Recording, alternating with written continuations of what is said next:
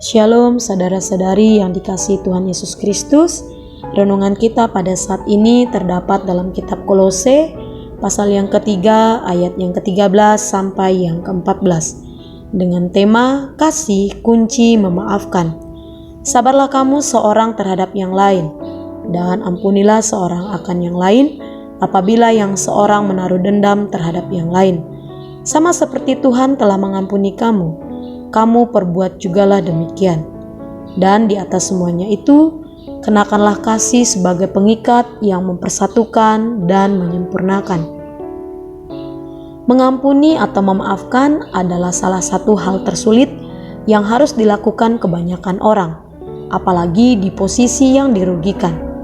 Cenderung kita akan menyimpan kesalahan tersebut sebagai kartu untuk menjatuhkan dan menghakimi orang yang bersalah kepada kita. Hal itu bisa terjadi bertahun-tahun, puluhan tahun, bahkan sampai akhir hidupnya. Ada sebagian orang memilih untuk tidak memaafkan kesalahan yang diperbuat terhadapnya.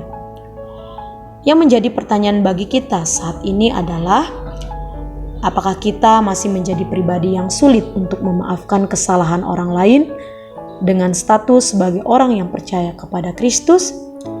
Jika kita masih tidak bisa memaafkan orang yang bersalah kepada kita, maka hal itu perlu dibereskan. Mengapa? Karena Yesus Kristus sudah memberikan keteladanannya bagi kita. Di tengah penderitaannya, mengampuni setiap orang yang berdosa dengan kematiannya di atas kayu salib sebagai bukti kasihnya kepada umat manusia. Kolose pasal 3 ayat yang ke-13 sampai yang ke-14 menjadi landasan renungan kita pada saat ini, bahwa sebagai anak Tuhan yang perlu kita lakukan adalah memaafkan, bukan sebagai pilihan yang harus kita lakukan atau tidak, tetapi sebagai sebuah keharusan.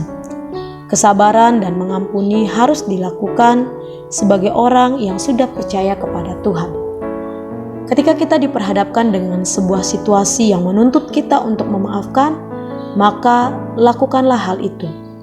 Matius pasal yang ke-6 ayat yang ke-14 dan yang ke-15. Karena jikalau kamu mengampuni kesalahan orang, Bapamu yang di sorga akan mengampuni kamu juga. Tetapi jikalau kamu tidak mengampuni orang, Bapamu juga tidak akan mengampuni kesalahanmu. Memaafkan kesalahan orang lain menjadi syarat mutlak bagi kita mendapatkan pengampunan dari Bapa. Ketika Tuhan Yesus sebagai manusia yang hadir ke dunia saat itu tanpa dosa mampu mengampuni orang-orang yang bersalah kepadanya, lebih-lebih kita sebagai orang yang sama-sama berstatus orang berdosa. Hal itu menjadi keharusan bagi kita untuk memaafkan orang yang bersalah kepada kita. Kasih sebagai kunci untuk kita bisa memaafkan, karena kasih sebagai pengikat yang mempersatukan dan menyempurnakan di dalam Yesus. Sebagai orang percaya yang sudah menerima kasih itu, maka selayaknya kita menerapkannya dalam kehidupan sehari-hari terhadap keluarga kita, sahabat, dan teman-teman serta masyarakat luas. Jadikan kasih sebagai gaya hidup kita, sebagai pembawa damai.